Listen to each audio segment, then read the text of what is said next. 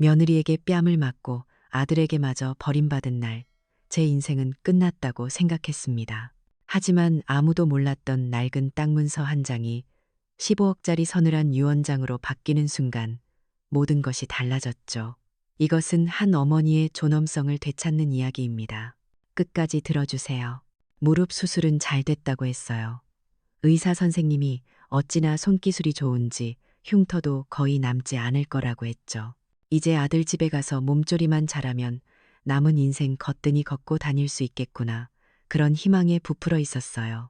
남편이야 뭐 평생을 무뚝뚝하게 살아온 사람이니 살가운 말 한마디 없었지만 부산으로 가는 내내 제 짐가방을 쥔 손에 힘이 들어간 걸 보면 그 양반도 마음이 놓이긴 했던 모양이에요. 부산 해운대 마린시티, 텔레비전에서나 보던 그곳에 우리 아들이 살고 있었죠. 차에서 내려 아파트 건물을 올려다보는데 어찌나 높고 삐까뻔쩍한지 목이 다 아플 지경이었어요.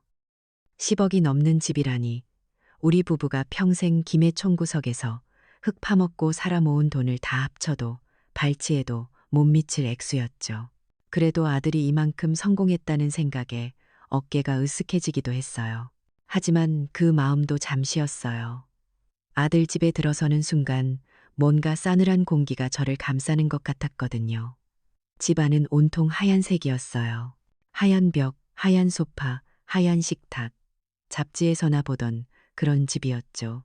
우리 손녀 하은이 장난감 하나 나와 있는 법이 없고 사람 사는 온기라고는 찾아볼 수가 없었어요.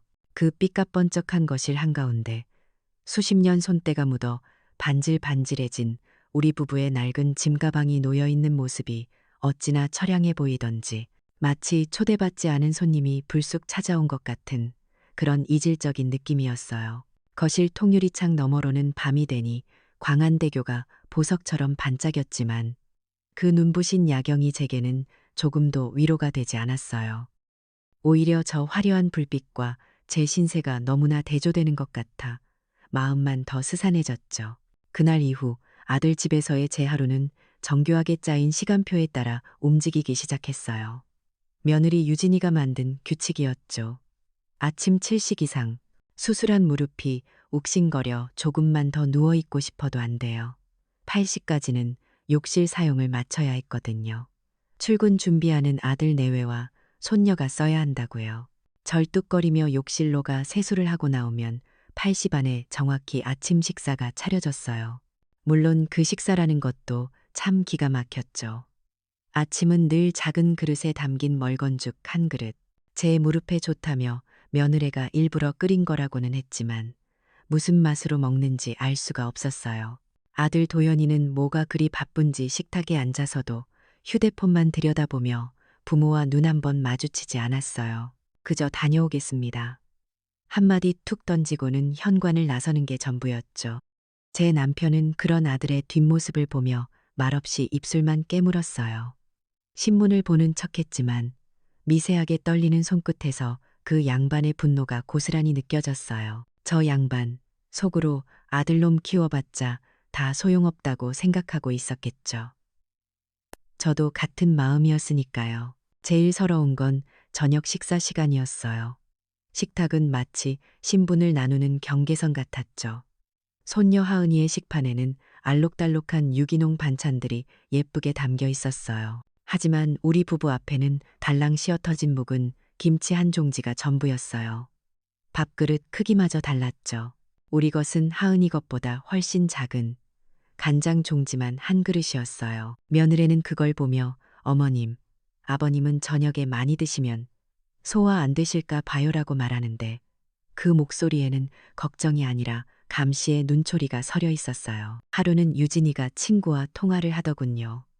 보란듯이 거실을 오가며 큰 소리로 떠들었어요.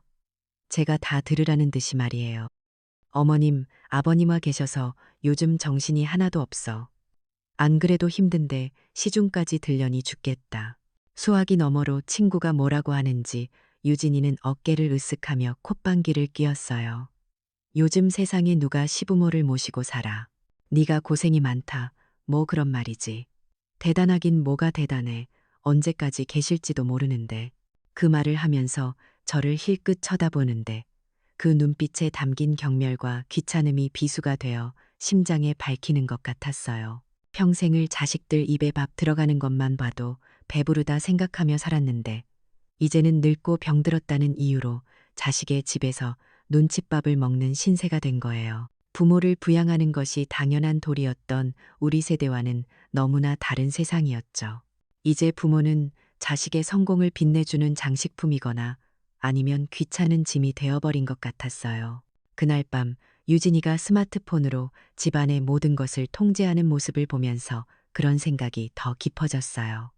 손가락 하나로 거실 조명을 어둡게 하고 난방 온도를 내리는데 저는 그 기술 앞에서 아무것도 할 수 없는 무력한 늙은이가 된 기분이었죠. 우리 손녀 하은이의 재롱을 담은 사진이나 영상이 분명 가족 단톡방이라는 곳에 올라올 텐데 저는 그곳에 초대받지 못해 아무것도 볼 수가 없었어요. 아들의 집에서 저는 그렇게 투명인간이 되어가고 있었어요. 그날 밤은 유독 무릎이 쑤시고 아파 잠을 이룰 수가 없었어요.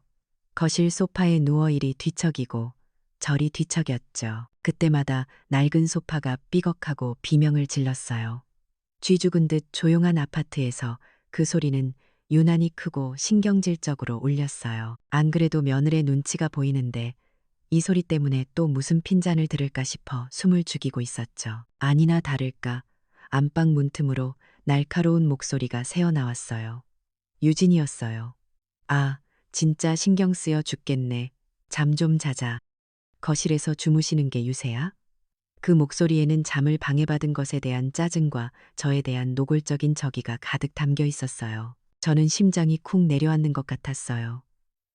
혹시나 아들이 아내를 말려주지 않을까.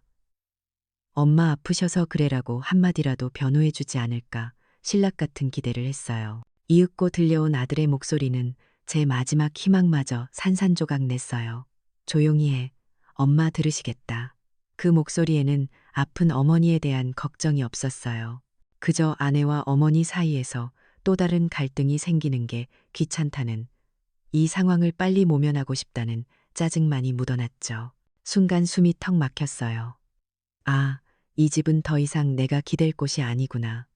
내 아들의 집이 나에게는 안식처가 아니라 매일같이 굴욕을 견뎌내야 하는 감옥이구나. 차가운 소파 가죽 위로 뜨거운 눈물이 하염없이 흘러내렸어요. 소리내어 울 수도 없어 저는 입술을 깨물고 밤새도록 그렇게 숨죽여 눈물을 삼켰습니다. 수술 자국보다 더 깊고 아픈 상처가 마음에 새겨지는 밤이었어요. 그날 이후로 제 세상은 온통 잿빛이었어요. 아들의 그 차가운 목소리가 밤마다 귓가에 맴돌았죠. 엄마 들으시겠다. 그 말은 엄마 괜찮으세요? 가 아니었어요. 엄마 때문에 시끄러우니 제발 조용히 좀 있어주세요라는 뜻이었죠. 그 사실을 깨닫고 나니 이 집에 머물러야 할 이유가 완전히 사라진 기분이었어요. 하지만 수술한 무릎은 여전히 시큰거렸고 총구석 집으로 돌아간다 한들 당장 저를 돌봐줄 사람은 없었죠. 남편이야 제 곁을 지켜주겠지만 그 양반도 이제는 기력이 예전 같지 않으니까요. 며느리 유진이의 기세는 날이 갈수록 등등해졌어요.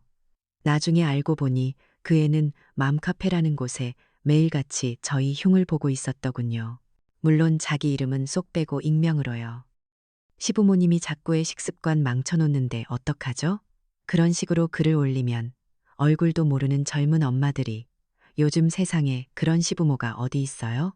애 건강이 최우선이니 단호하게 말씀드리세요. 하고 편을 들어주었나 봐요. 유진이는 그 댓글들을 무기처럼 휘둘렀어요. 남편 도연이에게 봐. 사람들이 다 내 말이 맞다잖아.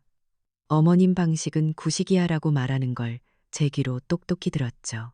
인터넷이라는 보이지 않는 세상 속에서 수많은 사람들이 며느리의 편이 되어 저를 구시대적인 진상 시어머니로 만들고 있었어요. 그러던 어느 날 오후였어요. 유진이는 필라테스 수업을 간다며 화려한 운동복 차림으로 집을 나섰죠. 저와 남편, 그리고 손녀 하은이만 덩그러니 남겨진 거실에는 어색한 침묵이 흘렀어요. 그때였어요. 하은이가 제 소매를 잡아 끌며 조심스럽게 속삭였어요. 할머니, 피자 먹고 싶어요. 텔레비전 광고에 나오는 치즈가 쭉쭉 늘어나는 피자가 먹고 싶다는 거였죠. 순간 가슴이 철렁했어요. 유진이는 하은이에게 피자 같은 건 쓰레기 음식이라며 절대 못 먹게 했거든요. 이걸 사줬다가는 또 어떤 불호령이 떨어질지 눈에 선했죠. 그래서 엄마한테 혼나 하은아 하고 타일렀어요. 하지만 아이는 금방이라도 울음을 터뜨릴 것 같은 얼굴로 제 배를 가리키며 말했어요. 할머니, 배고파요. 그 한마디에 제 마음은 무너져 내렸어요. 평생을 애굼기는 죄가 제일 크다고 믿고 살아온 저였거든요. 배고프다는 손녀를 앞에 두고 어찌 모른 척 할 수 있겠어요. 결국 저는 남편과 눈짓을 주고받고는 떨리는 손으로 피자 가게에 전화를 걸었어요. 얼마 지나지 않아 도착한 따끈한 피자 상자를 여는 순간 하은이는 환호성을 질렀어요. 작은 손으로 피자 조각을 들고 치즈를 길게 내리며 웃는 아이의 모습을 보니 며느리에 대한 두려움도 잠시 잊고 행복감이 밀려왔어요. 우리 부부도 오랜만에 손녀와 함께 웃으며 피자를 한 조각씩 나눠 먹었죠. 그 짧은 순간, 이 차가운 집에도 온기가 도는 것 같았어요. 하지만 그 행복은 너무나 짧았어요. 현관문 비밀번호 누르는 소리가 들리고 예상보다 일찍 돌아온 유진이가 거실로 들어섰어요. 피자 상자를 발견한 그 애의 얼굴은 순식간에 분노로 일그러졌죠. 누가 이딴 쓰레기 음식을 사줬어요. 유진이는 악을 쓰며 하은이 손에 들린 피자를 빼앗아 쓰레기통에 처박아 버렸어요. 놀란 하은이가 와앙 울음을 터뜨렸지만 유진이는 아랑곳하지 않았어요. 오히려 제게 달려들 기세로 삿대질을 하며 외쳤죠. 예, 밀가루 알레르기 있는 거 몰라요? 애 잡을 일 있으시냐고요. 알레르기라니요. 금시초문이었어요. 명절 때마다 튀김이며 전이며 잘만 먹던 아이였는데 이건 명백한 거짓말이었어요. 자신의 분노를 정당화하기 위한 핑계일 뿐이었죠. 제가 너무 어이가 없어 아무 말도 못하고 있자 분이 풀리지 않은 유진이는 뒤돌아서서 제 뺨을 그대로 올려붙였어요. 짝! 귀가 먹먹해지는 파열음과 함께 제 고개가 옆으로 돌아갔어요. 눈앞이 번쩍하고 수술한 무릎에 힘이 풀리면서 그대로 바닥에 주저앉고 말았죠. 평생 누구에게도 맞아본 적 없던 뺨이 불덩이처럼 화끈거렸어요. 충격과 고통보다 더 견디기 힘든 건 지독한 모멸감이었어요. 바로 그때였어요. 다녀왔습니다. 하는 소리와 함께 퇴근한 아들 도연이가 현관으로 들어섰어요. 아들은 쓰러져 있는 저와 울고 있는 딸, 그리고 분노로 이성을 잃은 아내를 번갈아 보았죠. 옆에 있던 남편이 피를 토하는 심정으로 절규했어요. 내 어미가 방금 내 마누라에게 뺨을 맞았. 저는 아들이 제게 달려와 줄 거라고 믿었어요. 제 손을 잡고 일으켜 세워주며 괜찮으시냐고 물어봐 줄 거라고. 감히 네가 내 어머니를 때리냐며 아내를 호되게 꾸짖을 거라고 그렇게 믿었어요. 하지만 제 아들의 시선은 쓰러진 늙은 어미가 아닌 서슬 퍼렇게 서 있는 젊은 아내에게로 향했어요. 그는 제게 단 한 걸음도 다가오지 않은 채 차가운 목소리로 저를 꾸짖기 시작했어요. 어머니, 유진이가 하은이 알레르기 때문에 얼마나 신경 쓰는데 그걸 모르고 피자를 시키셨어요. 그 말을 듣는 순간 제 세상이 무너져 내렸어요. 아들은 저를 폭력의 피해자로 보는 것이 아니었어요. 이 모든 사단의 원인 제공자로 보고 있었죠. 아들의 차가운 말 한마디는 며느리의 손찌검보다 더 아프고 잔인하게 제 심장을 후벼 팠어요.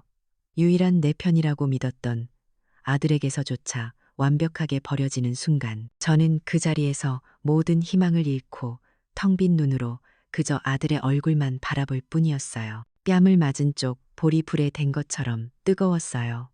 하지만 그보다 더 아픈 건 제 아들 도연이의 눈빛이었죠. 그 아이의 눈에는 쓰러진 어미에 대한 연민이나 걱정은 한 점도 없었어요. 오직 이 귀찮은 상황을 만든 원망과 아내의 비위를 맞춰야 한다는 초조함 뿐이었죠.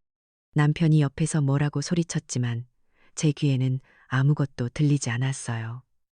세상의 모든 소리가 멀어지고 제 아들의 차가운 얼굴만 덩그러니 남은 것 같았죠. 그날 밤 우리 부부는 뜬 눈으로 밤을 지새웠어요. 아무도 우리에게 사과하지 않았고 아무 일도 없었다는 듯 집안은 고요했죠. 남편은 짐승처럼 으르렁거리는 숨을 삼키며 저를 부축해 소파에 눕혔어요. 우리는 아무 말도 하지 않았지만 서로의 눈빛 속에서 같은 생각을 읽을 수 있었어요. 여기는 더 이상 우리 아들의 집이 아니구나. 새벽녘이 되자 안방 문틈으로 소곤거리는 소리가 들려왔어요. 며느리와 아들의 목소리였죠.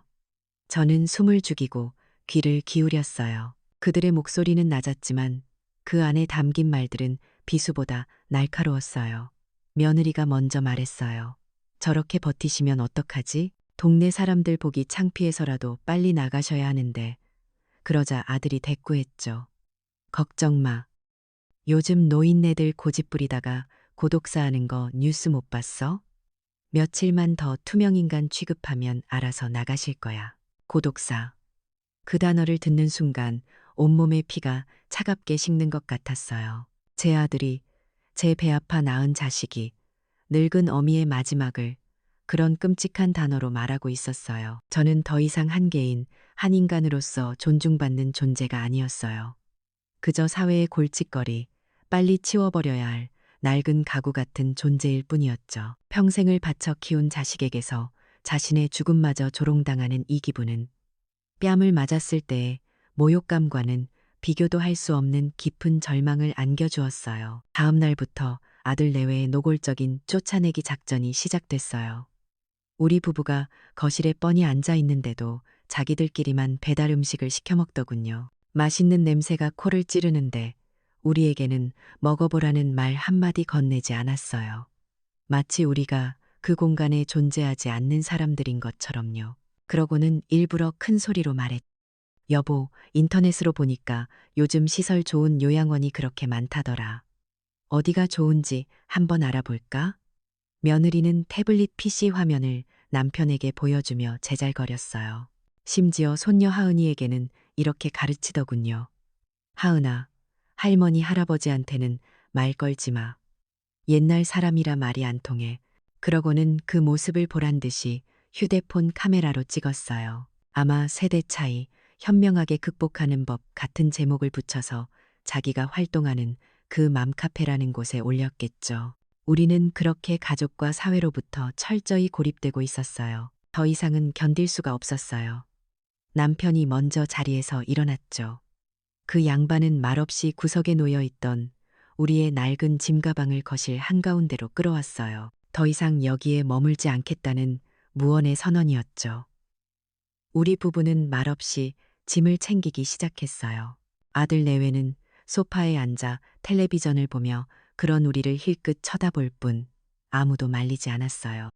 어쩌면 그들의 눈에는 안도의 빛마저 서려 있었는지도 모르겠어요. 그렇게 우리는 한밤중에 아들의 집에서 쫓겨나듯 나왔어요.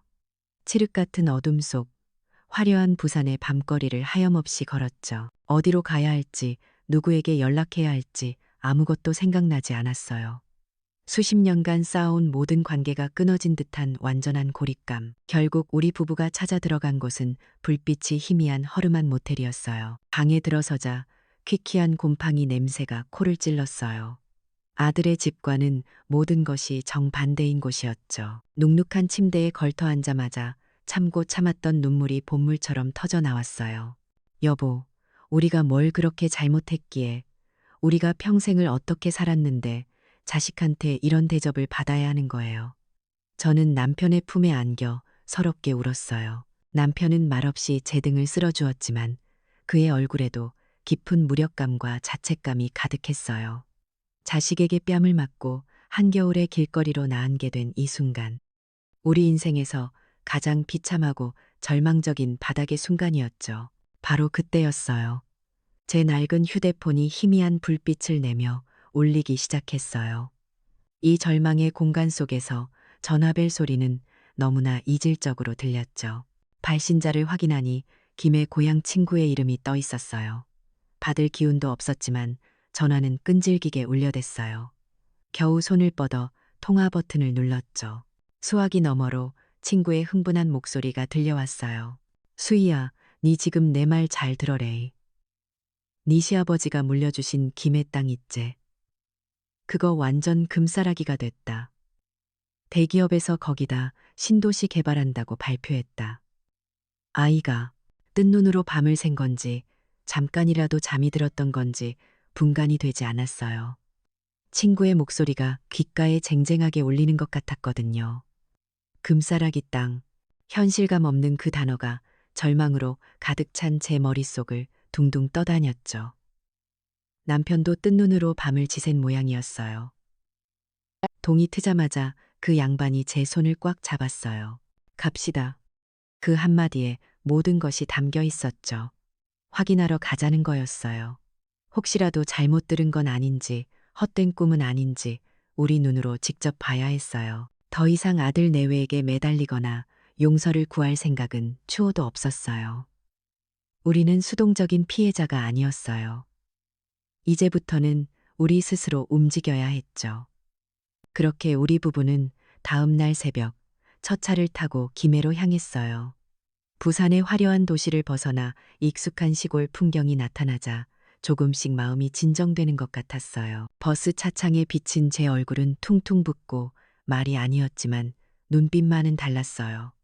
어젯밤의 공허함 대신 처절한 무언가가 자리 잡고 있었죠. 김해 버스터미널에 내리자 친구가 벌써부터 우리를 기다리고 있었어요. 밤새 잠 못 이룬 얼굴로 달려온 우리 부부를 보고 친구는 아무것도 묻지 않고 자기 차에 태웠죠. 차가 도착한 곳은 수십 년간 우리 기억 속에서 잊혀 있던 시아버님께 물려받은 3,000평짜리 밭이었어요. 잡초만 무성하던 그 쓸모없는 땅에 믿을 수 없는 광경이 펼쳐져 있었어요. 땅 둘레로 펜스가 쳐져 있고 그 위로 거대한 현수막이 걸려 있었죠. 대기업 신도시 개발 예정 부지. 제 눈을 의심하며 몇 번이고 다시 읽었어요. 친구는 우리를 근처 부동산으로 데려갔어요. 촌스러운 소파에 앉아 있는데 부동산 중개인이 아무것도 모른 채 무심하게 말하더군요. 아, 그 땅 주인이십니까? 운 좋으시네. 거기 쇼핑몰이랑 아파트 단지 들어온다고 보상가만 최소 15억은 될 깁니다. 15억. 그 액수를 듣는 순간 저는 다리에 힘이 풀려 그 자리에 주저앉을 뻔했어요. 세상이 빙글빙글 도는 것 같았죠.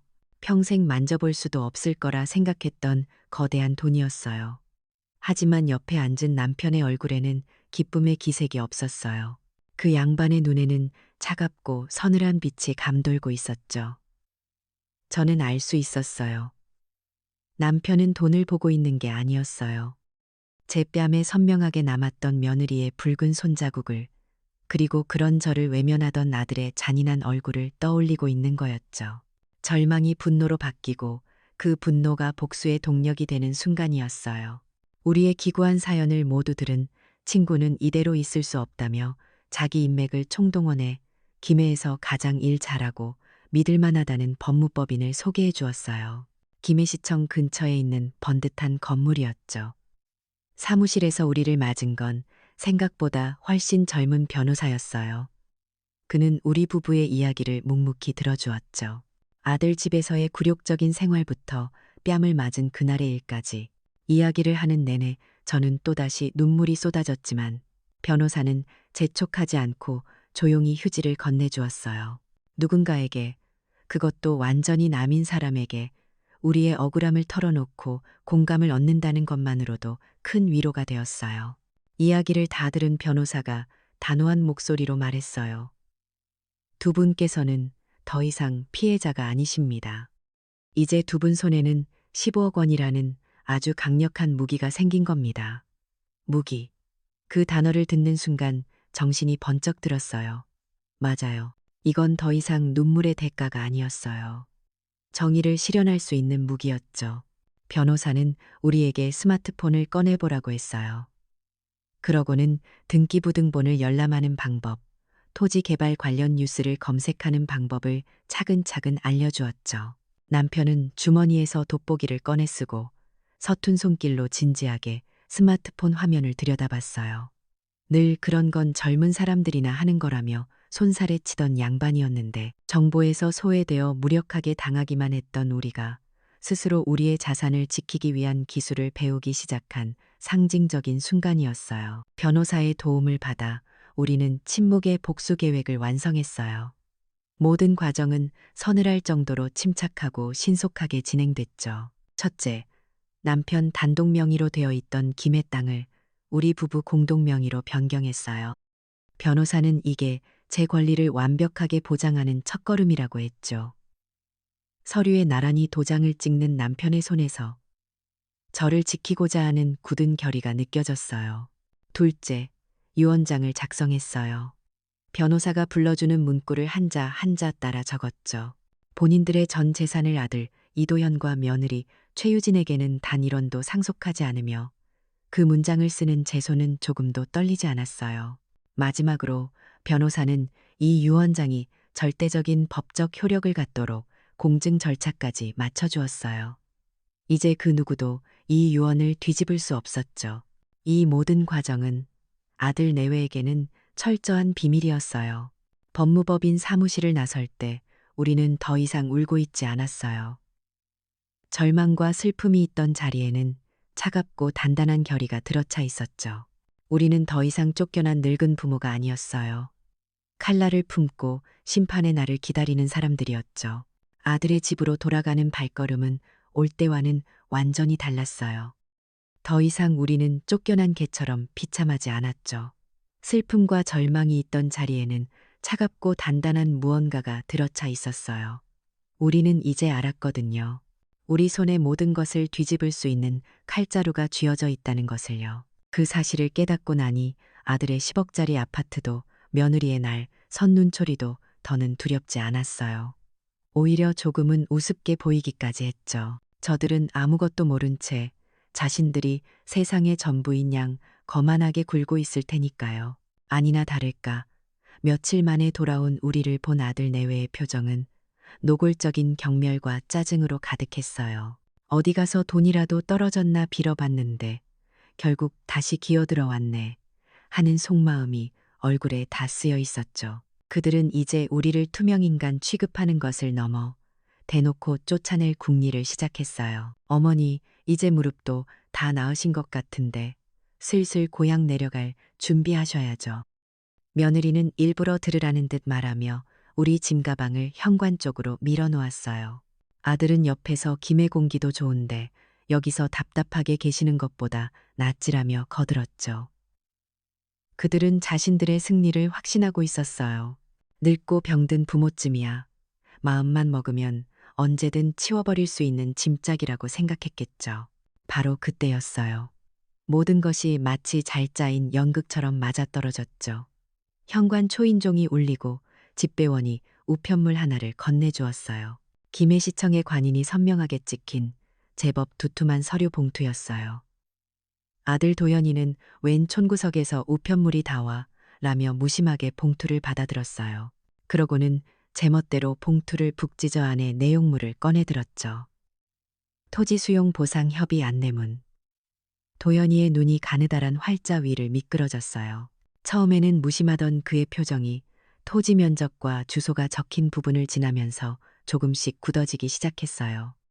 그리고 마침내 그의 시선이 문서 하단에 적힌 보상금액 총액에 멎는 순간 저는 똑똑히 보았어요.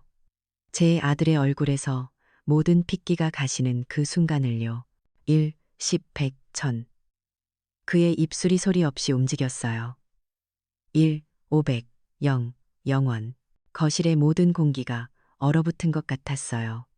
도연이는 서류를 쥔 채 그대로 굳어버렸고 옆에서 뭐야, 뭔데 그래 라며 휴대폰을 들여다보던 며느리 유진이도 아들의 심상치 않은 표정에 고개를 들었죠. 그녀는 아들의 손에서 서류를 거의 빼앗다시피 채어들고는 그 숫자를 확인하는 순간 쇠된 비명을 질렀어요. 그 다음부터 벌어진 일은 한편의 저급한 희극 같았어요. 방금 전까지 우리를 벌레 보듯 하던 두 사람의 태도가 180도 돌변했죠. 그들은 거의 동시에 우리 앞에 달려와 무릎을 꿇었어요. 어머니, 아버지, 저희가 죽을 죄를 지었어요. 저희가 정말 잘못했어요. 유진이는 제 바짓가랑이를 붙잡고 눈물 콧물을 쏟아냈고 도연이는 넋이 나간 사람처럼 15억, 15억이라니 하는 말만 중얼거렸어요. 유진이는 금세 탐욕스러운 본색을 드러냈죠. 어머님, 이 돈만 있으면 우리 하은이 미국으로 유학 보낼 수 있어요.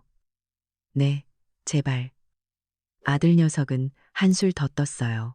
어차피 저희한테 물려주실 재산이었잖아요. 그렇죠, 아버지? 그들의 눈에는 지난날의 잘못에 대한 반성이나 참회는 조금도 없었어요. 오직 눈앞에 나타난 거대한 돈에 대한 탐욕과 그 돈을 놓칠지도 모른다는 공포뿐이었죠. 그들의 위선적인 모습이 절정에 달했을 때 제 남편이 조용히 입을 열었어요. 평생을 조용히 살아온 그 양반의 목소리가 그날따라 어찌나 차갑고 단단하게 울리는지 남편은 품에서 서류 뭉치를 꺼내 거실 테이블 위에 펼쳐 놓았어요. 가장 위에 있는 건 우리 부부의 이름이 나란히 적힌 등기 권리증이었죠. 이 땅은 이제 내 어미와 나의 공동 재산이다. 그 말을 듣는 순간 아들 내외의 얼굴이 하얗게 질렸어요. 하지만 그건 시작에 불과했어요. 남편은 이어서 변호사의 붉은 직인이 선명하게 찍힌 공증 유언장을 꺼내들었어요. 그러고는 가장 중요한 부분을 아주 천천히 또박또박 소리 내어 읽기 시작했죠. 상기 본인들의 전 재산을 아들 이도현과 며느리 최유진에게는 단 1원도 상속하지 않으며 모든 재산은 아내 김수희의 조카들에게 상속할 것을 유언한다. 유언장의 내용이 거실을 가득 채우는 순간 아들과 며느리는 그 자리에 얼어붙었어요. 그들의 얼굴에는 더 이상 탐욕도 후회도 없었어요. 오직 완전한 절망과 파멸의 그림자만이 드리워져 있었죠. 남편은 마지막 일격을 가했어요. 그의 목소리는 얼음장처럼 차가웠어요. 이 모든 계획은 내 어미가 내 마누라에게 뺨을 맞은 바로 그날 시작됐다. 내 놈이 내 어미를 외면한 바로 그 순간 너는 아들로서의 모든 자격을 잃은 것이다. 아들과 며느리는 그 자리에 무너져 내렸어요. 그들은 바닥에 엎드려 빌고 울고 소리쳤지만 우리 부부의 눈에는 더 이상 연민의 감정이 남아있지 않았어요. 우리는 말없이 처음 이 집에 올 때 들고 왔던 그 낡은 짐가방을 챙겨들었어요. 들어올 때는 처량하기 짝이 없던 그 가방이 이제는 마치 전리품처럼 느껴졌죠. 우리는 경멸이 가득 담긴 시선을 마지막으로 던진 채 그 지옥 같던 집을 향해 돌아섰어요. 등 뒤로 들려오는 절규를 뒤로하고 현관문을 여는 순간 저는 비로소 진정한 해방감을 느꼈습니다. 아들의 집 현관문이 등 뒤에서 닫히는 순간 저는 비로소 제대로 숨을 쉴 수 있었어요. 지독한 악몽에서 깨어난 기분이었죠. 우리 부부는 뒤도 돌아보지 않고 그 삐까뻔쩍한 주상복합 건물을 빠져나왔어요. 해운대의 밤 공기는 차가웠지만 이상하게도 춥게 느껴지지는 않았어요. 오히려 제 마음을 짓누르던 무거운 돌덩이가 사라진 것처럼 시원하기까지 했죠. 우리는 택시를 잡아탔어요. 남편이 기사에게 목적지를 말했죠. 부산에서 가장 좋다는 파라다이스 호텔이었어요. 호텔 스위트룸에 들어서자 아들의 집과는 비교도 할 수 없는 아늑함과 화려함이 우리를 감쌌어요. 푹신한 카펫을 밟고 창가로 다가가자 어둠이 내린 해운대 바다가 눈앞에 펼쳐졌어요. 그제야 참고 있던 눈물이 터져 나왔어요. 하지만 이번 눈물은 지난날의 서럽고 억울한 눈물과는 달랐어요. 모든 굴레를 벗어던진 해방감과 잃어버렸던 제 자신을 되찾은 안도감에서 비롯된 눈물이었죠. 제 어깨를 감싸안은 남편의 품에서 저는 한참을 어린아이처럼 울었어요. 그것은 슬픔의 눈물이 아닌 제 인생의 마지막 황금기를 예고하는 황금빛 눈물이었어요. 그날 밤 저는 수술 이후 처음으로 아무런 고통 없이 깊은 잠을 잤어요. 다음 날 아침 눈부신 햇살에 눈을 떴을 때 제 옆에는 남편이 저를 보며 희미하게 웃고 있었죠. 우리는 더 이상 아무 말도 하지 않았어요. 그저 서로의 존재만으로도 충분한 위로가 되었죠. 며칠 후 우리는 곧장 서울로 올라가 강남의 고급 아파트를 계약했어요. 평생을 땅만 파고 살아온 우리에게는 어울리지 않는 곳이라고 생각했지만 남편은 단호했어요. 당신 평생 고생만 하고 살았소. 남은 인생이라도 세상에서 제일 좋은 곳에서 제일 좋은 대접받으며 살아야지. 그리고 우리는 평생 꿈도 꾸지 못했던 유럽 크루즈 여행을 예약했어요. 아들과 며느리에게서 간간히 용서를 비는 긴 문자가 날아왔지만 우리는 단 한 번도 답장하지 않았어요. 용서도 화해도 없었어요. 그들을 향한 증오마저 희미해진 완전한 무관심의 평온이 찾아왔을 뿐이죠. 그렇게 1년이라는 시간이 흘렀어요. 세상은 빠르게 변하더군요. 김해의 신도시 개발은 착착 진행되었고 우리 땅값은 어느새 20억 원을 훌쩍 넘어섰어요. 우리는 그 돈으로 우리를 진심으로 도와주었던 제 조카들에게 넉넉하게 집 한 채씩을 사주었어요. 그러고도 남은 돈으로는 우리와 비슷한 처지에 놓인 다른 노인들을 돕기 위한 작은 재단을 만들 준비를 시작했죠. 이름은 효사오 재단이라고 붙였어요. 변호사의 도움을 받아 태블릿 PC로 정보를 찾아보고 계획을 세우는 일은 생각보다 재미있었어요. 기술이라는 게 더 이상 우리를 소외시키는 장벽이 아니라 세상을 향해 선한 영향력을 펼칠 수 있는 도구가 될 수 있다는 걸 깨달았죠. 우리의 사연은 지역 신문에 작게 실렸고 그걸 보고 용기를 얻었다는 다른 어르신들의 연락을 받기도 했어요. 우리는 더 이상 개인적인 복수의 주인공이 아니었어요. 무너진 가치를 바로 세우고 다른 이들에게 희망을 주는 사람이 되어가고 있었죠. 반면 아들 내외의 삶은 우리가 떠난 그날 이후로 완벽하게 파괴되었다는 소식을 전해 들었어요. 15억이라는 돈 앞에서 이성을 잃은 두 사람은 돈이 사라지자 서로에게 책임을 떠넘기며 매일같이 싸웠다고 해요. 며느리는 다 당신 부모 때문이야 라며 악을 썼고 아들은 네가 우리 엄마 뺨만 때리지 않았어도 라며 폭언을 퍼부었죠. 결국 그들은 얼마 못 가 이혼 서류에 도장을 찍었어요. 아들 도연이는 직장에서의 스트레스와 가정의 실패를 이기지 못하고 술에 의지해 살아가고 며느리 유진이는 그토록 중시하던 허영심을 채워줄 돈이 사라지자 깊은 우울증에 시달린다고 했어요. 그들의 지독한 싸움 속에서 가장 큰 상처를 입은 건 아무것도 모르던 우리 손녀 하은이었어요. 부모가 이혼한 후 아이는 할머니 할아버지를 쫓아낸 건 자기 때문이라는 죄책감과 사무치는 그리움 속에서 힘든 시간을 보내고 있다는 소식을 들었을 때 제 마음은 무겁게 가라앉았어요. 어른들의 탐욕이 한 아이의 삶에 얼마나 깊은 상처를 남겼는지 생각하니 가슴이 미어졌죠. 우리가 예약했던 크루즈선이 드넓은 바다 위를 미끄러지고 있었어요. 남편과 저는 갑판에 나란히 서서 수평선 너머로 지는 아름다운 석양을 바라보고 있었죠. 붉게 물든 하늘을 보며 남편이 제 어깨를 감싸며 나지막이 말했어요. 여보, 우리가 진짜 복수한 것은 그놈들이 아니라 우리 자신에게였는지도 모르겠소. 잃어버렸던 우리 인생을 되찾았으니 말이오. 그 말을 듣는 순간 제 눈앞에 지난 세월이 주마등처럼 스쳐 지나갔어요. 지독한 배신이 역설적이게도 우리에게 인생의 마지막 황금기를 선물해준 셈이었죠. 저는 말없이 남편의 어깨에 머리를 기댔어요. 우리는 비로소 깨달았어요.